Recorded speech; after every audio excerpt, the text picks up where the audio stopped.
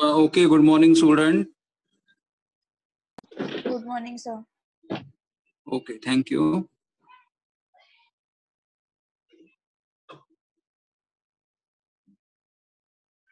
Okay, see, in the last lecture, we have done with the wave nature of electromagnetic radiation. Wave nature of electromagnetic radiations. And there we have said, what is electromagnetic radiation? If we have the hot rod, or if we have the filament of the bulb, then they emit the radiation continuously. They emit radiation continuously, and the radiation emitted continuously are associated with what? Electric field and magnetic field, and so the radiation can be called as what? Electromagnetic radiation. And these radiation travel in the form of wave, and therefore they are called as electromagnetic wave. Then we have also seen that these wave do not require any medium to propagate, मतलब उनको medium की जरूरत नहीं है. Okay, and then we have done the characteristic of the wave. कि wave के characteristic क्या रहे थे? So we have seen that every wave has a wavelength. What is the wavelength? The distance between the two consecutive crests or the distance between the two consecutive troughs are called as the wavelength. Then we have seen a frequency. What is frequency? The number of wave that passing through a point in 1 second. मतलब 1 seconds में कितने wave produce हो रहे हैं उसे हम लोग frequency बोलते हैं. And frequency is given by which symbol? Nu. It is measured in which unit? Hertz, or cycle per second, or simply we can say per second. Then we have seen the velocity. What is velocity? Distance traveled by a wave in 1 second is called as the velocity. Its SI unit is meter per second. Then we have seen a wave number. What is wave number? The number of waves or a wavelength per unit length. मतलब or the number of wave present in 1 centimeter of the length. मतलब 1 centimeter में कितने waves रहेंगे? That is called as a wave number. And wave number is given by which symbol? Nu bar. And nu bar is equal to 1 upon lambda. Lambda is called as the wavelength. Correct? So, and amplitude of the wave, the height of the crest or the depth of the trough is called as the amplitude of the wave. And amplitude denotes with symbol small a or capital A, and it denotes what? Intensity of the wave. ये जो हमारा wave का, what is the amplitude? The height of the wave. Height of the wave of the depth of the wave is called as the amplitude. और amplitude क्या denote करता है? Intensity मतलब brightness of the wave. Actually हम लोग amplitude का square लेते हैं, और एम्पलीट्यूड का स्क्वायर लेने के बाद पता चलता है intensity of the wave. Correct? और बाद में एक फॉर्मूला देखा था हम लोगों ने, relation between the velocity, wavelength and frequency of the wave. And what is the formula we got? C is equal to nu lambda, और nu equal to C upon lambda, where nu is called as the frequency of the wave and lambda is called as the wavelength of the wave. तो यहां तक हमने last lecture में complete किया था. And we also एक last lecture से मैं थोड़ा आगे कंटिन्यू करूंगा. ये जो हमारा वेव थ्योरी था, वो वेव थ्योरी क्या क्या एक्सप्लेन कर सकता. देखो, wave theory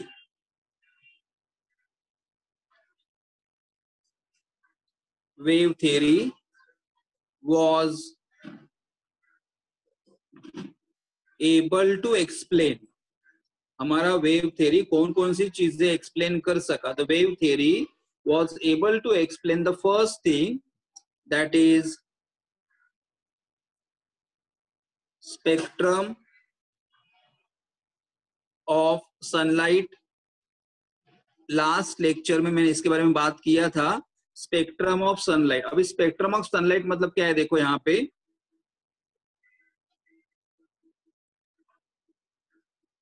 suppose we are having here 10 raised to power, ये हमारा वेवलेंथ है, लैम्डा मतलब wavelength, and we are measuring the wavelength in which unit? Metre. lambda is called as the wavelength, and wavelength we are measuring in the meter. 10 raised to minus 14, 10 raised to minus 12, 10 raised to minus 10, 10 raised to minus 8, 10 raised to minus 6, 10 raised to minus 4, 10 raised to minus 2, 10 power 0,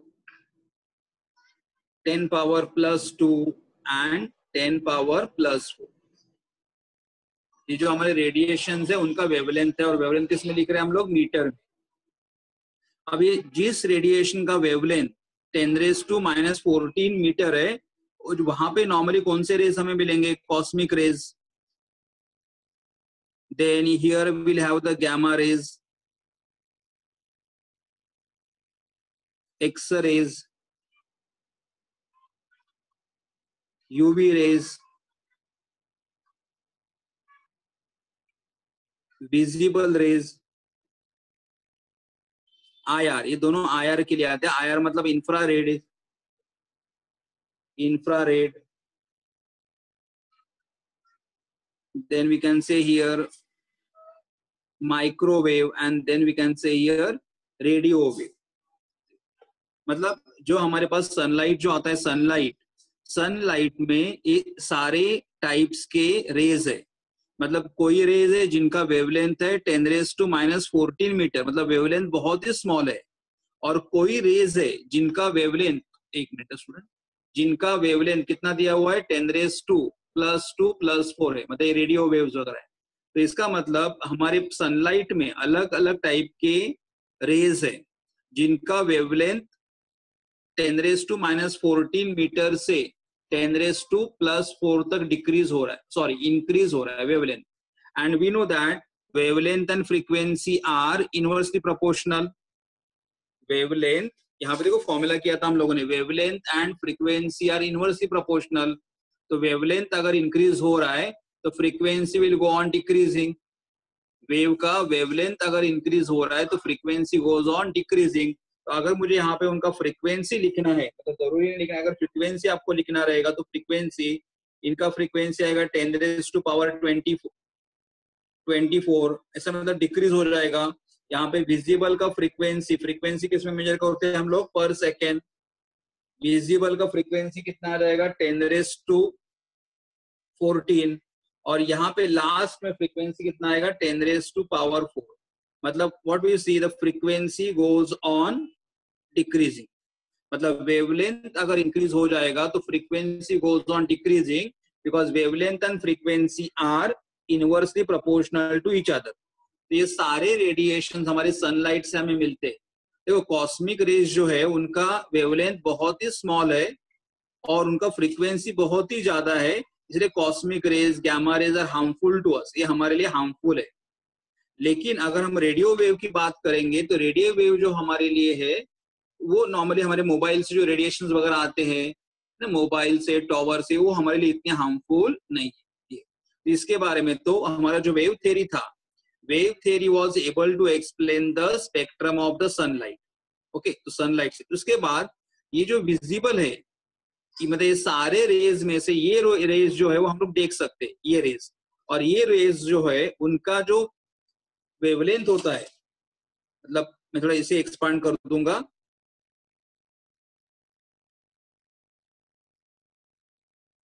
ये है। और यहाँ पे visible मतलब जो raise आपको, हमें दिखाई पड़ते, आप हम सबको दिखाई पड़ते, उनको हम लोग क्या बोलते हैं? विबजॉर, VIBGYOR, विबजॉर। और इनका अगर हम लोग ने फ्रीक्वेंसी देखेंगे, फ्रीक्वेंसी तो कितना आता है फ्रीक्वेंसी इनका? 400 नैनोमीटर। मैं नैनोमीटर में ले रहा हूं अभी, यहाँ पे मैंने मीटर में लिखा था, इधर नैनोमीटर में लिख रहा हूं। तो हमारा जो वायलेट कलर रहेगा, वायलेट कलर का न्यू मतलब फ्रीक्वेंसी कितना रहेगा? वायलेट कलर का फ्रीक्वेंसी 400 नैनोमीटर है, और जो हमारा रेड कलर है उसका फ्रीक्वेंसी कितना रहेगा? 700-800 नैनोमीटर अप्रोक्सीमेटली। इसका मतलब ये जो कलर हमें दिखाई पड़ते हैं वीव जॉट, violet, indigo, blue, green, yellow, orange, red, ये जो कलर हमें दिखाई देते हैं इनका फ्रीक्वेंसी कितना होता है 400 नैनोमीटर से लेके मैक्सिमम कितना होगा 800 नैनोमीटर तक। और इस रेंज के जो फ्रीक्वेंसी के रेज है जो हमें दिखाई पड़ते हैं, और ये सारे ग्राफ के बारे में कौन एक्सप्लेन कर सका, वेव थ्योरी एक्सप्लेन करा। Okay, so wave theory was able to explain the wave theory was able to explain the spectrum of the sunlight, or we can say the complete spectrum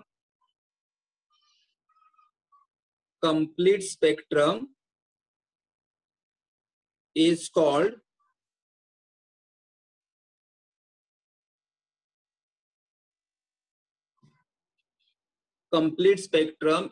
as what? Electromagnetic spectrum. तो हमारा जो wave theory है, wave theory complete spectrum explain किया। बाद में और क्या explain कर दिया कि ये जो विजिबल रेज जो हमें दिखाई पड़ते हैं उनके बारे में भी उन्होंने एक्सप्लेन कर दिया। तो wave theory was able to explain the complete spectrum, and complete spectrum इसके लिए क्या बात करोगे आप, इलेक्ट्रोमैग्नेटिक स्पेक्ट्रम। ओके, ये वेव थियरी ने हमें एक्सप्लेन कर दिया। दूसरा और वेव थियरी क्या एक्सप्लेन कर सका, तो wave theory was able to explain diffraction of waves. Wave theory was able to explain diffraction of the wave. मतलब वेव डिफ्रैक्ट क्यों हो रहा है। डिफ्रैक्शन का मतलब क्या होता है देखो, पहले अब फिजिक्स में थोड़ा अच्छी तरह से कर पाओगे, लेकिन यहाँ पे थोड़ा बेसिक बताता हूँ खाली। मतलब अगर फॉर एग्जांपल यहाँ पे एक वॉल है और यहाँ में भी कुछ ऐसा रखा है, और यहाँ पे अगर मैंने कुछ बॉल रखा, बॉल और मटेरियल, ये बॉल यहाँ से जा सकता है क्या, नहीं पास होगा। यहाँ पे अगर मैंने ऐसा कुछ वॉल है या वॉल में ऐसा कुछ यहाँ पे एक छेद करके रखा है, लेकिन इसमें से बॉल यहाँ पे नहीं जा सकेगा बिकॉज इसका साइज बहुत ही स्मॉल है और बॉल का साइज बड़ा है। लेकिन अगर मैंने यहाँ पे ऐसे अलग अलग रेज, ऐसे raise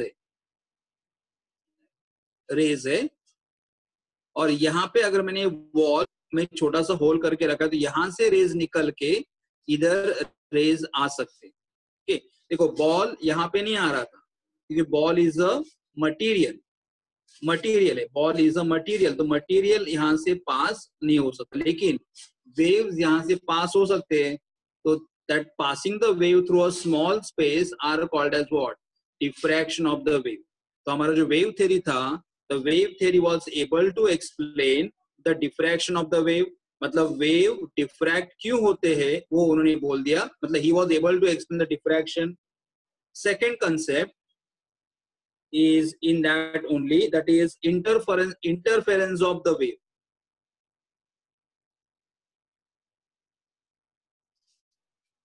interference of wave, interference of wave मतलब क्या होता है, देखो कि अगर फॉर एग्जांपल ये सोर्स है हमारा और यहां से वेव्स निकल रहे, ये हमारा सोर्स है, यहां से वेव्स निकल रहे, तो क्या हो रहा है, दोनों वेव एक दूसरे के साथ मिक्स हो रहे हैं। तो दोनों वेव्स जब एक दूसरे के साथ मिक्स होते हैं तो हम उन्हें हमें क्या बोलते हैं, इंटरफेरेंस ऑफ वेव।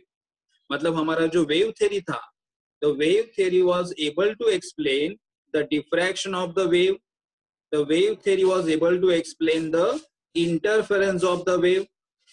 अभी इसे और थोड़ा डिटेल में अगर एक्सप्लेन करना है तो, और इंटरफेरेंस ऑफ वेव को आप कैसे लिख सकते हो कि अगर मैंने बोला कि मेरे पास ये एक वेव है, ओके, प्लस ये मेरे पास दूसरा वेव है, तो दोनों वेव अगर देखो, ये वेव इसका क्रेस्ट ट्रफ दोनों वेव को आप ऐड करोगे तो दोनों वेव को ऐड करने के बाद आपको लार्जर वेव मिलेगा। दोनों वेव को ऐड करने के बाद आपको लार्जर वेव मिलेगा, उसे हम लोग क्या बोलते हैं, इंटरफेरेंस ऑफ वेव। लेकिन अगर आपके वेव ऐसे है, क्रेस्ट ट्रफ और यहाँ पे आएगा ट्रफ क्रेस्ट, ऐसा अलग, देखो इन्हें बोलते हैं हम लोग वेव्स आर इन फेज, और इन्हें बोलते हैं हम लोग waves are out of phase. ये कंसेप्ट हमें लगेगा लेकिन थोड़ा बाद में लगेगा, मतलब ये चैप्टर में नहीं, दूसरे चैप्टर में लगेगा। मतलब दोनों वेव अगर सेम फेज में रहेंगे देन दे गेट एडेड और size of the wave goes on increase. लेकिन दोनों वेव अगर आउट ऑफ द फेज है, मतलब यहाँ पे क्रेस्ट ट्रफ है और यहाँ पे ट्रफ और क्रेस्ट है, तो दोनों वेव्स अगर अपोजिट डायरेक्शंस में है तो हमारा जो रिजल्टेंट वेव रहेगा वो स्मॉलर रहेगा, स्मॉलर, इसे बोलते हैं आउट ऑफ फेज। तो बेसिकली उन्हें क्या बोलना है कि वेव्स को हम लोग एक दूसरे के साथ मिक्स कर सकते हैं, मतलब वेव्स कैन गेट एडेड और wave can get subtracted, that is called as what, interference of wave. तो हमारा वेव थ्योरी था, ये हम लोग बाद में एक्सप्लेन करेंगे, मतलब कैसे क्या है वगैरह, जो हमारा एक नेक्स्ट चैप्टर आएगा केमिकल बॉन्डिंग, तब मैं आपको एक्सप्लेन कर दूंगा। अभी खाली इतना ही ध्यान में रखो कि वेव एक दूसरे के साथ मिक्स हो सकते हैं, ठीक है। तो यहाँ पे खाली इतना ही बोलना है कि हमारा जो वेव थ्योरी था, wave theory was able to explain diffraction of the wave, wave theory was able to explain the interference of the wave, मतलब ये पॉइंट हमारा वेव थ्योरी एक्सप्लेन कर सका। Okay, so diffraction of the wave was explained by wave theory. Diffraction of the waves was explained by wave theory. Even interference of the wave was also explained by was explained by wave theory. मतलब wave theory हमारे 3 point explain कर सका। कौन से point? Spectrum of the sunlight, then interference of the light, diffraction of the wave and interference of the wave, ये point हमारे wave theory ने explain किए। अभी क्या था जो वेव थ्योरी एक्सप्लेन नहीं कर सका? कौन से पॉइंट था जो वेव थ्योरी एक्सप्लेन नहीं कर सका? So now I am just going for the next heading here. The next heading is, एक मिनट,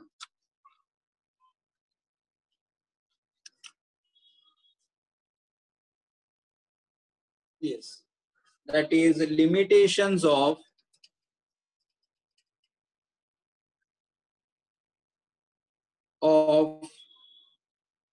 वेव थ्योरी, कि हमारे वेव थ्योरी के लिमिटेशंस क्या थे। तो what is the first limitation I can say here? Wave theory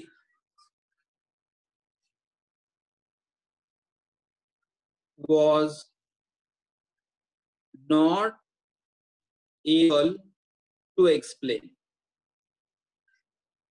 Wave theory was not able to explain. कौन कौन से पॉइंट वेव थ्योरी एक्सप्लेन नहीं कर सका?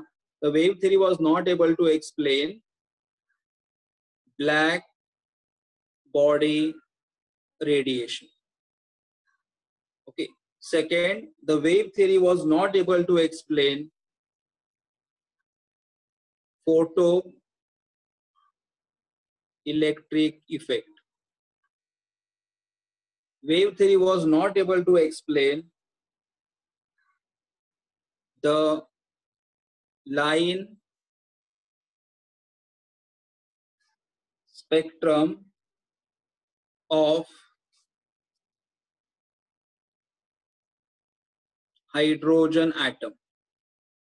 And the last point I can say here, was not able to explain variation of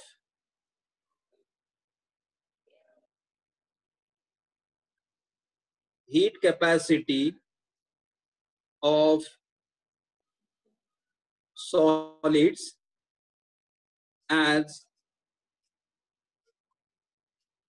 a function of temperature.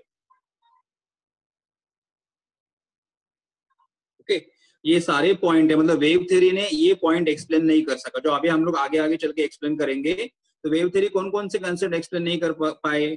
The wave theory was not able to explain the black body radiation, wave theory was not able to explain the photoelectric effect, wave theory was not able to explain the line spectrum of hydrogen atom, and the wave theory was not able to explain the variation of the heat capacity of a solid as a function of temperature. मतलब जो variation, जो solids होता है उनका heat capacity temperature के साथ very क्यों होता है, ये सारे पॉइंट वेव थ्योरी एक्सप्लेन नहीं कर सका। करेक्ट, वेव थ्योरी एक्सप्लेन नहीं कर सकता, तो ये वेव थ्योरी के लिमिटेशंस थे। तो ये जो वेव थ्योरी के जो फेलियर्स थे, इन फेलियर्स को करेक्ट करने के लिए हमारे पास नया थ्योरी आ गया, and the next theory was Planck's quantum theory.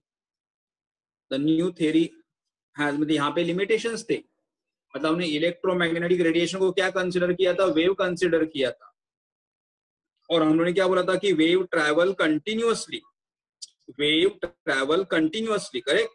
लेकिन हमारा नेक्स्ट थ्योरी जो आ गया वो कौन सा थ्योरी था, Planck's quantum theory. Planck's is the name of the person who has given this theory, so it is called as the Planck's quantum theory.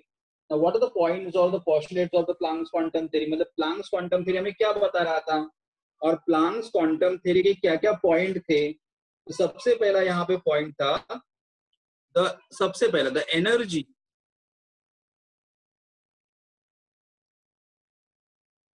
is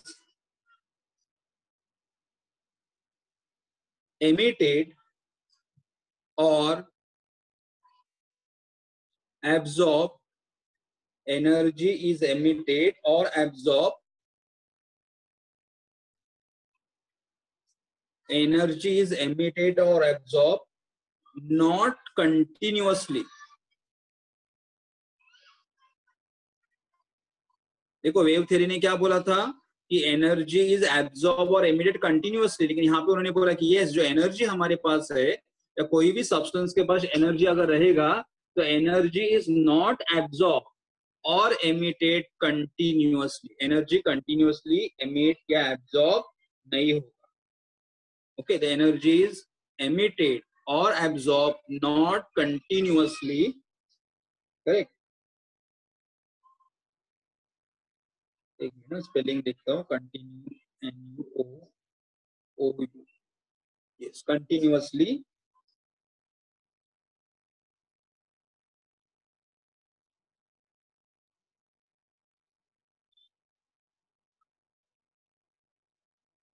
not continuously but, so energy is emitted or absorbed not continuously, मतलब energy continuously absorb और emit नहीं होता है, correct.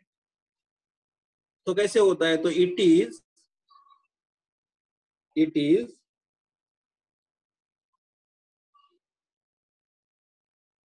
is given out, or I can say the energy is emitted or absorbed not continuously but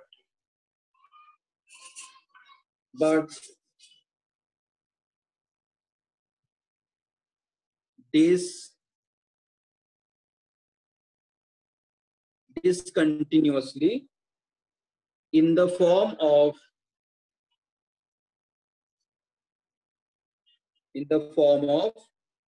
small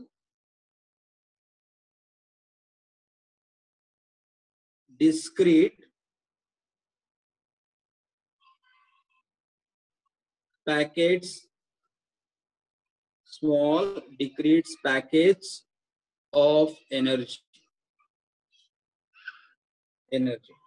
मतलब जो energy है, मतलब कोई भी सब्सटेंस अगर जब एनर्जी एमिट करेगा या एब्जॉर्ब करेगा, then that absorption or emission of energy will not occur continuously, but it will occur in the which manner, discontinuously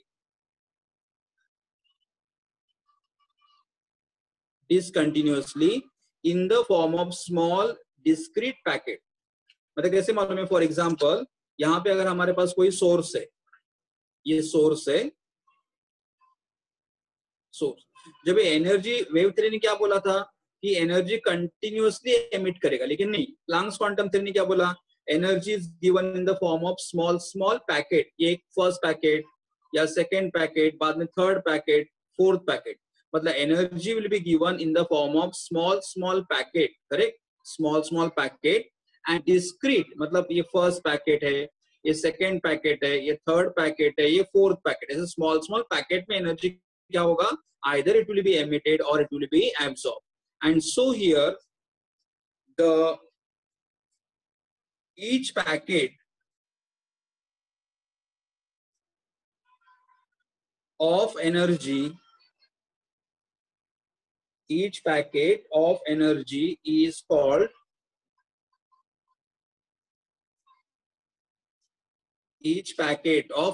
is called as what, quanta। मतलब ऐसे बोले कि ये वन क्वांटा, ये दूसरा quanta, third quanta, fourth quanta, so energy packet जो हमें मिलेंगे the packets of energy are called as the quanta, correct? And in case of light, and in case of light, मतलब सनलाइट से वगैरह जो हमारे पास एनर्जी आ रहा है, in case of light, this quanta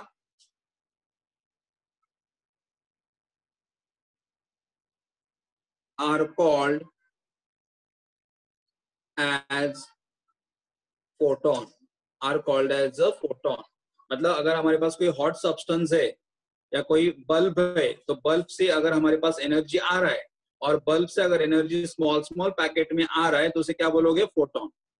sunlight से अगर हमारे पास एनर्जी आ रहा है और एनर्जी अगर लाइट के फॉर्म में आ रहा है तो उसे क्या बोलोगे? फोटोन. मतलब एनर्जी के जो स्मॉल स्मॉल पैकेट्स है, small small packets of energy को क्या बोलना है? क्वांटा बोलना है. लेकिन अगर वो एनर्जी लाइट के फॉर्म में आ रहा है तो लाइट के फॉर्म में वो स्मॉल पैकेट्स को आप क्या बोलोगे? फोटोन बोलोगे. क्या बोलना है हमें? फोटोन बोलना है. And third point I can say the energy of each quanta, energy of each packet or energy of each quanta or each photon, the energy of each quanta मतलब E is proportional to nu. Energy of the each quanta और each packet का जो energy हो किसके ऊपर depend करेगा? Nu. Nu मतलब what? Nu का मतलब फ्रीक्वेंसी ऑफ रेडिएशन. न्यू का मतलब है frequency of radiation. And so we got E equal to H nu. E equal to H nu. H is a proportionality constant, so H is called as a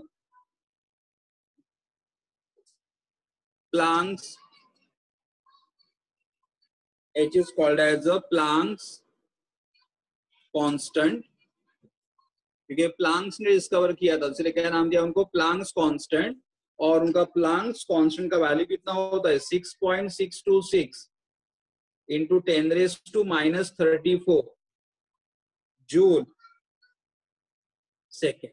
ये हमारा ये value आपको learn करना पड़ेगा because हमें numerical में बार बार use करना पड़ेगा. तो एच इज, तो देखो energy of the each quanta मतलब हर एक पैकेट का जो एनर्जी है वो एनर्जी किसके ऊपर डिपेंड करेगा? Frequency of radiation. मतलब वो जो एनर्जी जो एमिट हो रहा है, एनर्जी जो वेव के फॉर्म में जो एमिट हो रहा है उसके रेडिएशन के ऊपर डिपेंड करेगा. सो E is proportional to nu, where E equal to what? H nu. So and nu H is called as a Planck's constant. Okay. तो एनर्जी कैसे मिलेगा हमें फिर? अच्छा एक मिनट, थोड़ा बिफोर आई प्रोसीड, आपको प्लांक्स क्वांटम थ्योरी समझ में आ रहा है? प्लांक्स क्वांटम थ्योरी ने क्या बोला कि एनर्जी इज एमिटेड और absorb not continuously but discontinuously in the form of small discrete packet of energy, and such small packet of energy are called as the quanta, and in case of the light such a small quanta packet are called as what? Photon. And energy of the every photon is given by which formula? E is proportional to nu, where E equal to what? H nu. E equal to H nu. ये हमारा Planck's constant quantum theory. Quantum theory क्यों? कि energy is given in the form of quanta, and quanta together can be called as a quantum. Quanta together can be called as a quantum. Correct? तो इसे थोड़ा एक और थोड़ा एक form को इस फॉर्मूला को आगे लिखता हूं मैं.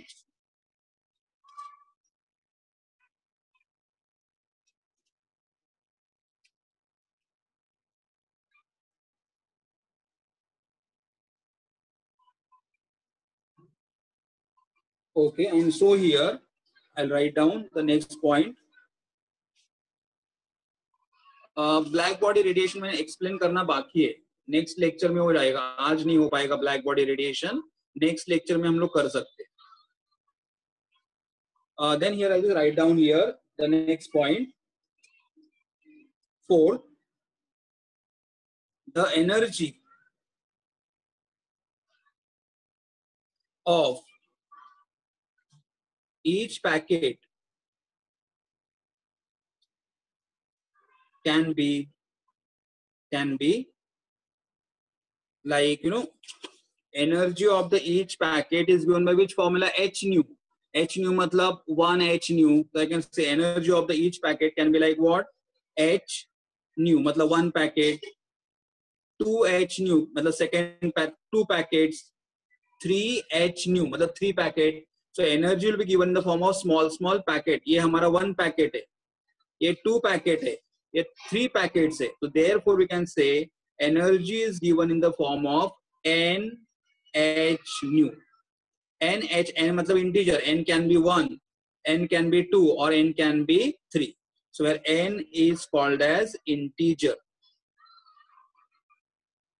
N can be called as a integer, correct? N is an integer, any integer. The energy can be given in the form of, like for example, 1, 2, 3 and so on. Okay, so हमारा energy in the form of number, n is a number of integer like 1 packet, 2 packet, 3 packet. ये हमारा energy का equation. तो आपको यहाँ पे Planck's quantum theory समझ में आ गया. प्लांक्स क्वांटम थ्योरी का मेन पर्पस क्या है पता चला? किसी को कुछ बोलना है, पूछना है तो पूछो.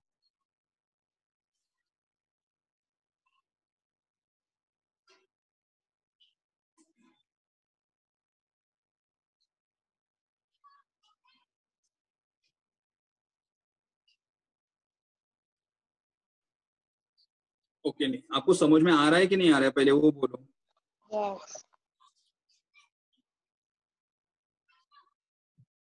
ठीक है, तो अभी तक हमने आज लास्ट लेक्चर और आज के लेक्चर में क्या कंसेप्ट किया था?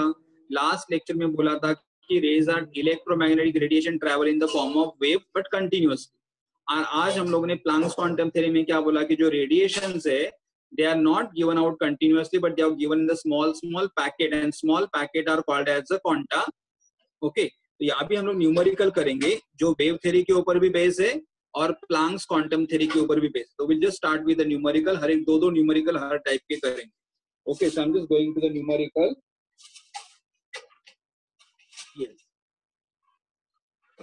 yes the numerical, I can go for the numerical here. I'm just taking the numerical page number 39. आपके टेक्स्ट बुक का पेज नंबर 39, प्रॉब्लम नंबर 4.4. देखो आपके सामने टेक्स्ट बुक है. yes Yes, sir. okay. Now you know what happened, they have given the I'll just share the problem. देखो हमारे पास visible light, अभी visible light मतलब आपको मालूम है जो लाइट हमें दिखाई पड़ता है.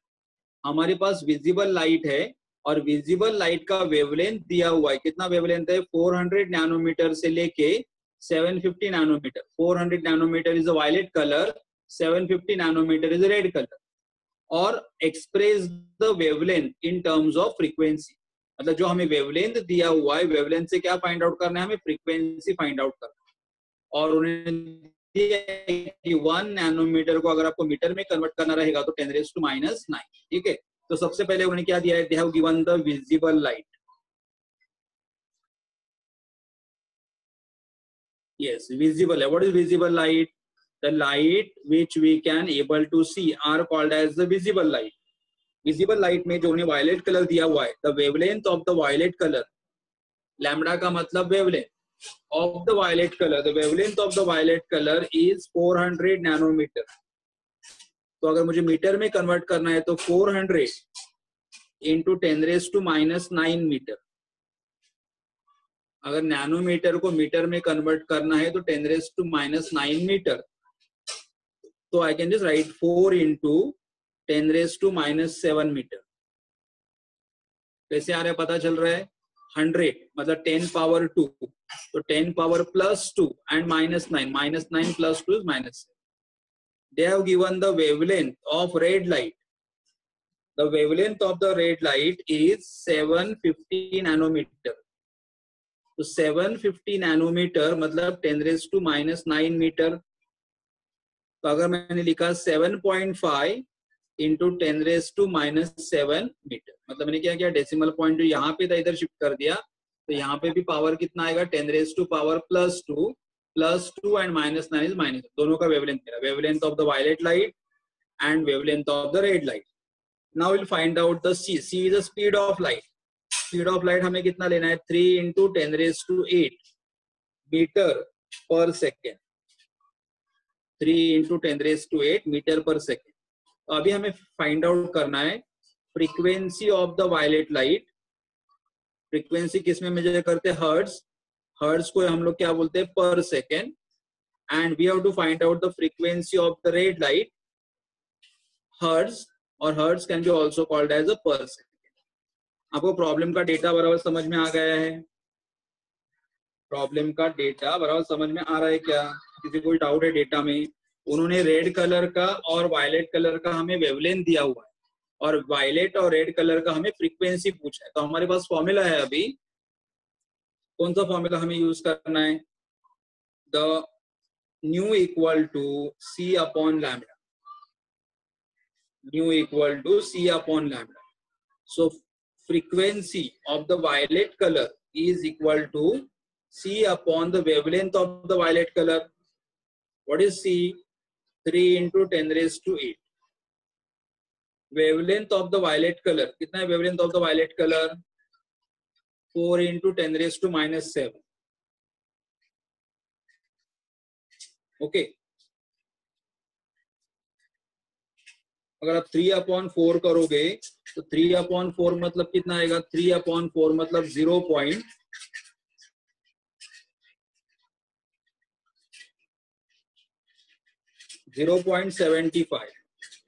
3/4 करोगे तो कितना आएगा? 0.75 इंटू 10⁻⁻. ऑलरेडी यहाँ पे 8 है, और -7 न्यूमरेटर में चला जाएगा तो क्या बनेगा? +7.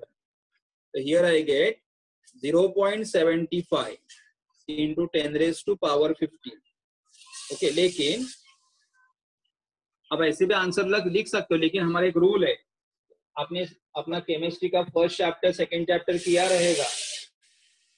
केमिस्ट्री का फर्स्ट चैप्टर सेकंड चैप्टर किया रहेगा, और वहां पे हम लोगों ने देखा कि अगर मुझे नंबर साइंटिफिक फॉर्म में लिखना है, अगर मुझे कोई भी नंबर साइंटिफिक फॉर्म में लिखना है, तो decimal point has to be given after 1 digit. तो अगर मैंने यहां से डेसिमल पॉइंट यहां से यहां पे शिफ्ट कर दिया, डेसिमल पॉइंट यहां से यहां पे शिफ्ट कर दिया, तो क्या आएगा? 7.5. तो डेसिमल पॉइंट राइट साइड में शिफ्ट करने के लिए, जब डेसिमल पॉइंट राइट में शिफ्ट करते हो तो power decreases by -1. Power decrease होता है. करेक्ट. कभी भी जब आप डेसिमल पॉइंट को राइट में शिफ्ट करते हो, अगर 1 प्लेस से शिफ्ट किया तो -1, 2 प्लेस से शिफ्ट किया तो -2. तो यहाँ से डेसिमल पॉइंट मैंने यहाँ पे ले लिया, तो 7.5 इंटू 10⁻⁻1 इंटू 10⁻15. तो this is equal to 7.5 into 10⁻15 -1 और हर्ट्ज. आप हर्ट्ज लिख सकते हो, या अगर आपको हर्ट्ज नहीं लिखना तो पर सेकेंड. तो ये हमारा है वेवलेंथ ऑफ द, सॉरी, ये हमारा हुआ frequency of the violet colour. Violet colour का फ्रीक्वेंसी इतना. अभी रेड कलर. हाँ, यस सर. -1 का घेतला 10⁻⁻1. एक मिनिट परत बोल. 10⁻⁻1 का घेतलात sir?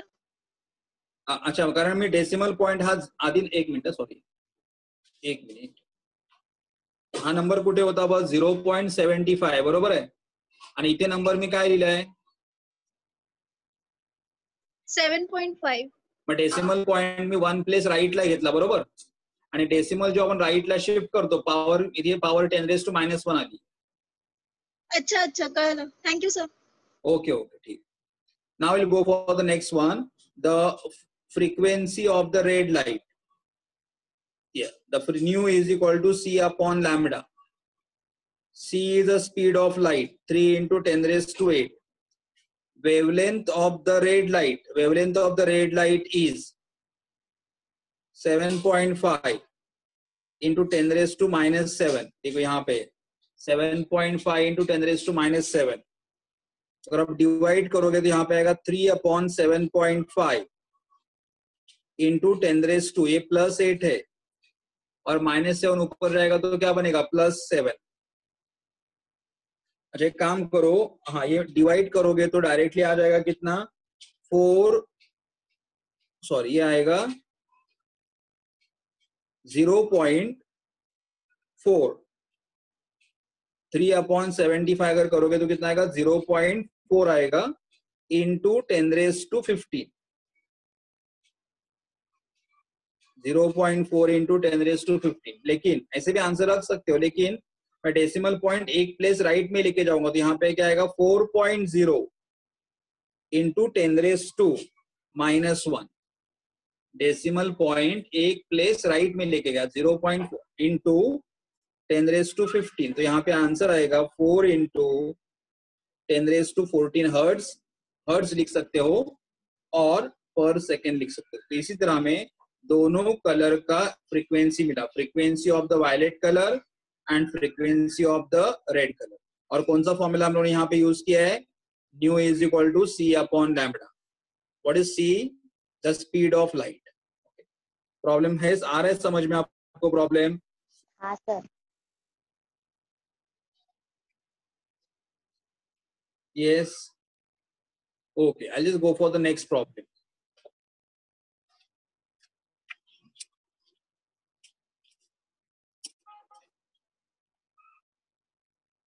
Yes, next, I'll take the next problem. 1 minute.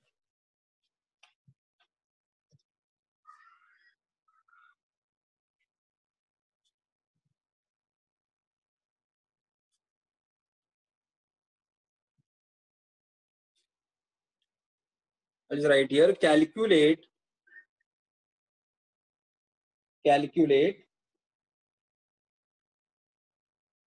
the frequency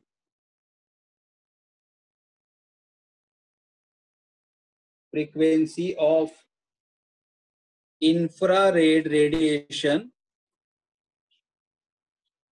Calculate the frequency of infrared radiation having wavelength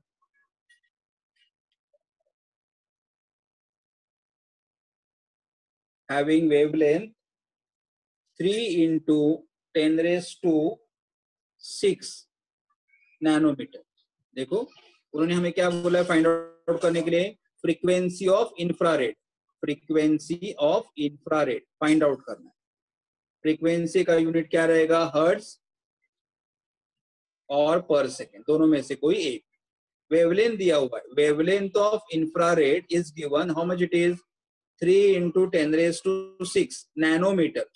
compulsory nanometre को मीटर में कन्वर्ट कर दो, कितना आएगा 3 into 10⁻6, और अगर मुझे नैनोमीटर को मीटर में कन्वर्ट करना है तो कितना आएगा 10⁻⁹ मीटर। तो यहाँ पे आप लिखोगे 3 into -9 + 6 विल बी 10⁻³ मीटर। ये हमारा वेवलेंथ है। And we know that c is the speed of light. Speed of light is what? 3 into 10⁸ meter per second. Okay. Now we can use the formula nu equal to c upon lambda. C is the speed of light. 3 into 10⁸. Wavelength is 3 into 10⁻3. Correct? 3 will get cancelled. So 1 into 10⁸ minus 3. Correct? And then 8 minus 3. कुछ तो wrong हुआ क्या? Yes हाँ, ये power +6 है और ये power -9 है।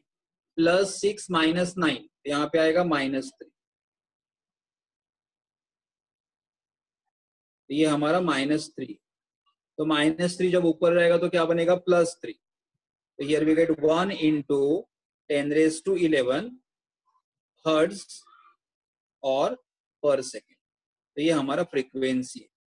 तो जो हमारे पास जो इंफ्रा रेडिएशन है उनका वेवलेंथ दिया था, और वेवलेंथ से हम लोगों ने क्या कैलकुलेट कर दिया, फ्रीक्वेंसी कैलकुलेट कर दिया। ये हमारा सेकेंड प्रॉब्लम है। Let's do one more problem of this type. Calculate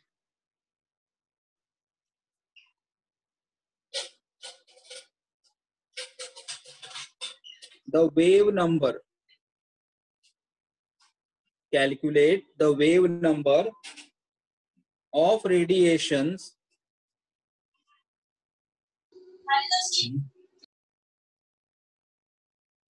yes काय विचारायचं आहे No, sir.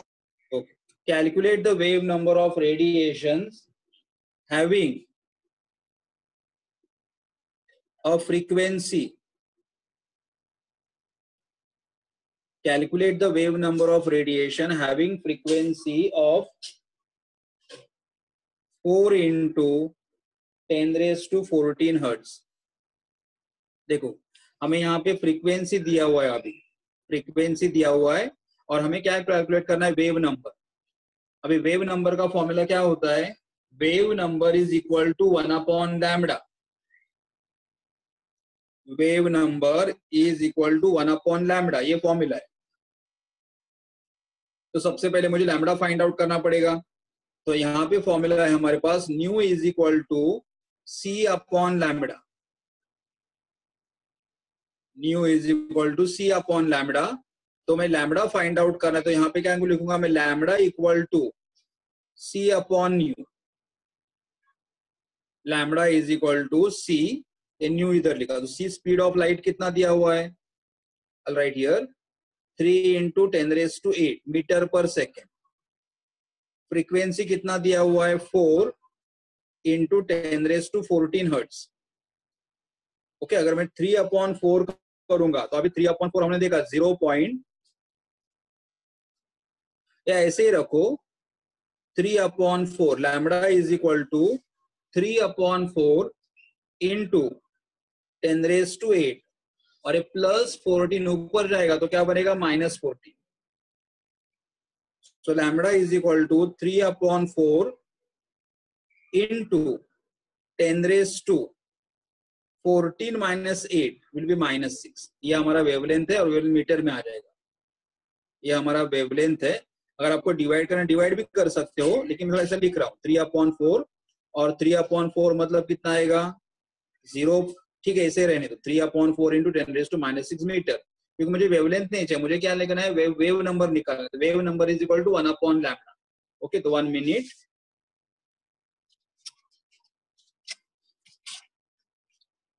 तो अभी मुझे कैलकुलेट क्या करना है यहाँ पे wave number that is nu bar is equal to 1 upon lambda 1 upon lambda lambda का वैल्यू कितना दिया हुआ है 3 upon 4 into 10 raised to minus 6 ये हमारा lambda का वैल्यू है 3 upon 4 into 10 raised to minus 6 is equal to 3 upon 4 ऊपर जाएगा तो क्या बनेगा 4 upon 3 into 10 raise to minus 6 ऊपर जाएगा तो क्या बनेगा 10 raise to plus 6 10 raise to plus 6 बनेगा करेक्ट तो अगर मैं डिवाइड करूंगा तो 4 अपॉन 3 मतलब कितना आएगा 1 पॉइंट देखो 4 डिवाइड बाय 3 करो 1 point 3 3 is 9 so 1.33 into 10 raise to 6 per metre ये हमारा वेव नंबर है पर मीटर क्यों क्योंकि हमारा वेवलेंथ मीटर में था तो जब मीटर ऊपर चला जाएगा तो क्या बनेगा पर मीटर तो हमारा वेव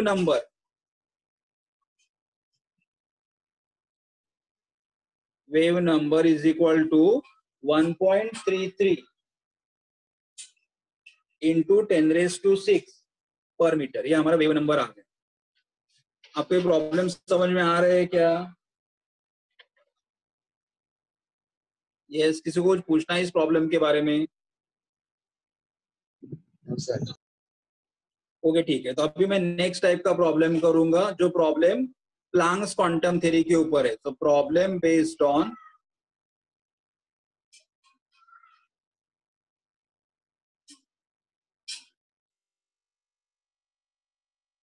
एक दो प्रॉब्लम करूंगा problem based on Planck's quantum theory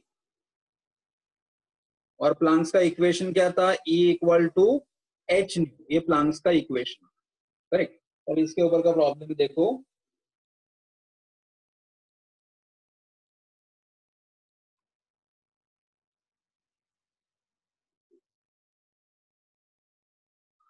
calculate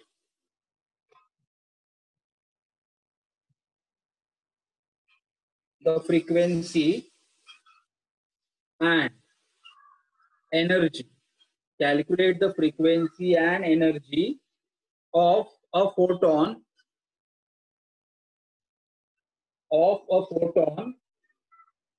of radiation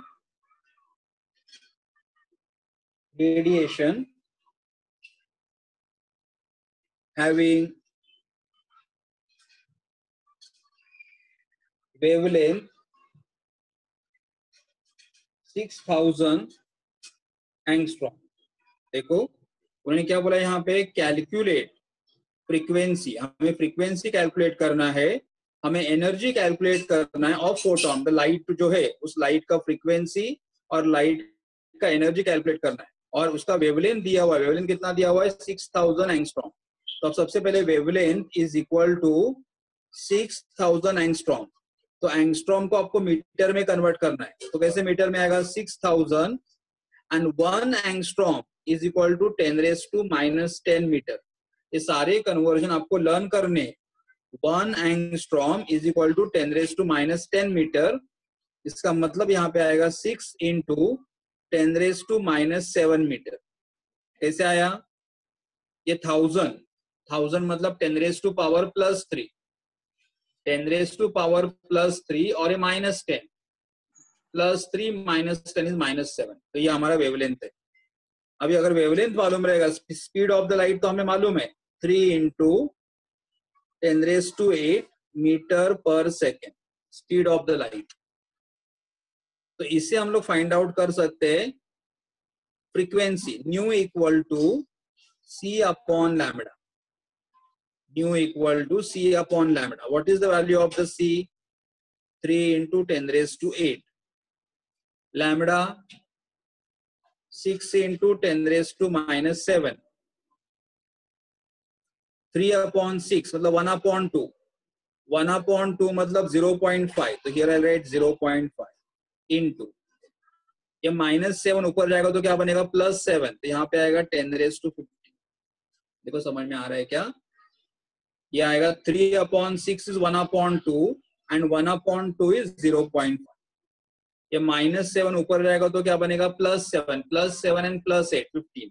तो इसका मतलब मैं ऐसे लिखूंगा यहाँ पे 5 into 10 raised to minus 1 into 10 raised to 15, मतलब 5 into 10 raised to 14, 5 into 10 raised to 14।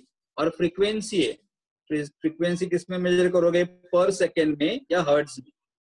Frequency measure करोगे पर सेकेंड या हर्ट्ज में। पर सेकेंड लिखना है तो पर सेकेंड लिखो, और अगर आपको हर्ट्ज लिखना है तो हर्ट्ज लिखो। ये हुआ फ्रीक्वेंसी के बाद उन्हें क्या कैलकुलेट करना है, एनर्जी। तो एनर्जी का आएगा equation, energy of the photon is given by the formula H new. H new, H is a Planck's constant. What is the value of the Planck's constant? 6.626 into 10 raised to minus 34, ये Planck's constant है।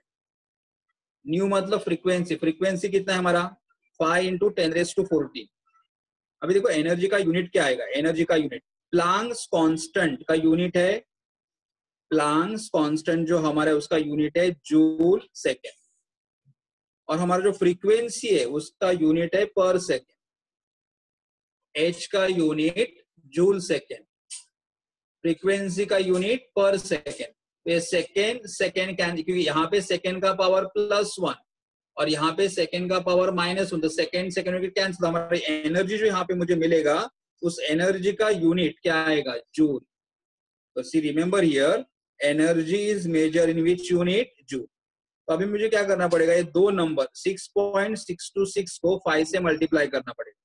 I just multiply here 6.626 multiply by 5, 5 6 are 30, 5 2 are 12 plus 3 15, 5 6 are 30 plus 1 31, 3 5 6 are 30 plus 3 33, decimal point after 3 digit, तो ये आएगा 33। Here I got 33.150 into 10 raised to power, ये -34 और ये +4। Okay अभी देखो ये आंसर ऐसे 33 लिख सकते हो, नहीं तो आप कैसे लिखोगे फिर आंसर को? अगर मुझे डेसिमल पॉइंट अगर लेफ्ट में शिफ्ट करना है तो क्या आएगा 3.3150 इंटू 10⁻⁻1। जब मैं डेसिमल पॉइंट को राइट में शिफ्ट करूंगा 1 प्लेस से तो पावर कितना आएगा 10⁻⁻1। लेकिन अगर मैंने डेसिमल पॉइंट को लेफ्ट में शिफ्ट कर दिया तो पावर कितना आएगा 10⁻1। एक ही डेसिमल शिफ्ट किया है ना, इसीलिए +1 इंटू 10⁻⁻34 + 14 तो कितना आएगा -24। सॉरी 34 में से 4 गया 0 -20। तो energy of the photon is 3.315 into 10⁻⁻20 + 1 19 joule is the energy. मतलब जो हमारा फोटोन बाहर निकलेगा उसका एनर्जी कितना रहेगा 3.315 इंटू 10⁻⁻19 जूल। आंसर रॉन्ग है, कहां पे रॉन्ग आ रहा है बोलो? कुठे रॉन्ग वाटतोय? सर मल्टिप्लिकेशन रॉन्ग झालं मल्टिप्लिकेशन 3315 125 आएगा 33.125 एक मिनट 6.626 इंटू 5 अच्छा 5 5 is 25 ओके यस सॉरी ये 6 है ना 6 5 is 30 0 5 2 is 10 10 plus 3 13 1 3 okay 6 5 is 30 30 plus 1 31 5 6 are 30 plus with 33 yes 33.130 बरोबर आहे का रे 33.130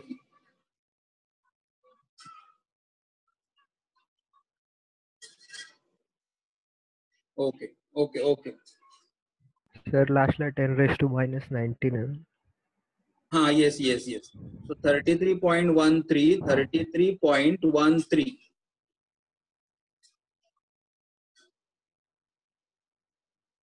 33.13 33.13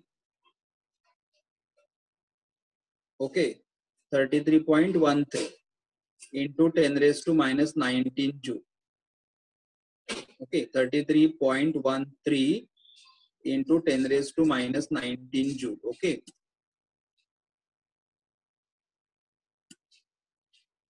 yes okay तो ये हमारा एनर्जी ऑफ द फोटोन था।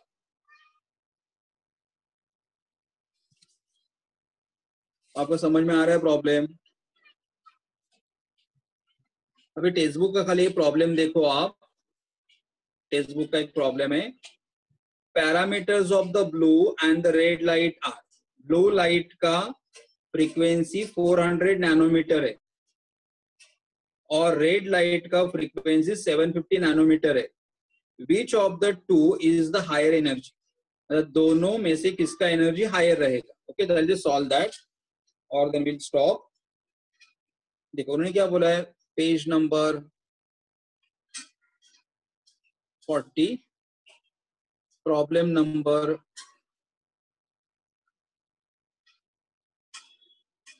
4.5 okay now here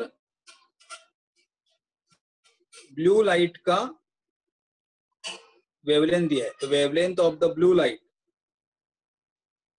is 400 nanometer. Wavelength of the red light is 750 nanometer. And which will have the higher energy? Which will have higher energy? आप solve भी कर सकते हो या ओरली भी। उन्होंने वैल्यू खाली इतना ही बोला है कि दोनों में से कौन से लाइट का एनर्जी हायर रहेगा। तो we know the equation E equal to H E equal to H E equal to H nu is what C upon lambda nu is C upon lambda. And we know that here energy is inversely proportional to wavelength. Energy is inversely proportional to the wavelength. So lower the wavelength, higher is the energy. Lower the wavelength, higher is the energy. Okay, इनका relation inverse है. So lower wavelength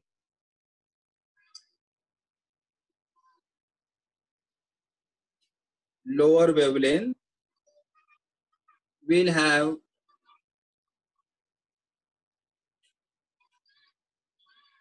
higher energy. Lower wavelength will have the higher energy. So out of these two, which wavelength is lower? Blue color. Blue color is 400. Lower the wavelength, higher is the energy. So we can say here, therefore, blue light will have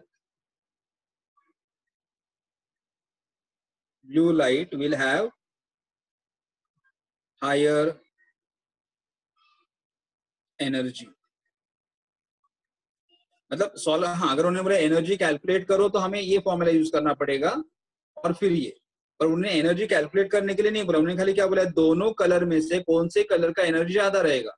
तो energy is given by which formula? H new. E is equal to h nu is what? C upon lambda. Energy and wavelength are inversely proportional. तो energy अगर मुझे higher चाहिए तो wavelength smaller चाहिए. सो smaller wavelength किसका दिया है? Blue light का. तो blue light will have the higher energy because it has smaller wavelength. It has a smaller wavelength. Okay, yes. So we have done with this. तो आज हमारा concept क्या हुआ? वेव थ्योरी ऑफ लाइट हुआ और Planck's quantum theory हुआ. Next lecture में हम लोग बात करेंगे ब्लैक बॉडी रेडिएशन और फोटो इलेक्ट्रिक इफेक्ट के बारे में. ओके, तो कुछ डाउट है, किसी को कुछ पूछना है आज के लेक्चर के बारे में? No.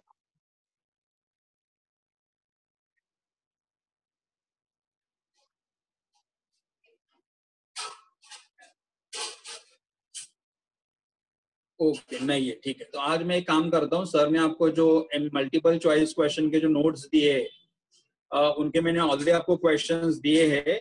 आज मैं वापस क्वेश्चन भेज दूंगा वेव थ्योरी ऑफ लाइट और Planck's quantum theory of light के, वो भी सॉल्व करो.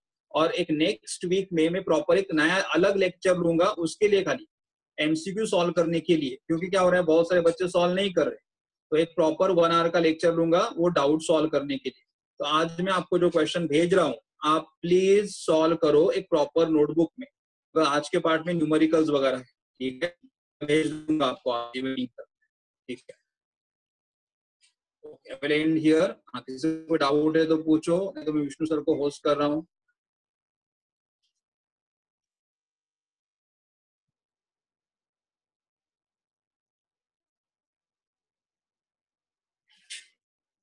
Hello Vishnu sir. Hello Vishnu sir. हाँ सर.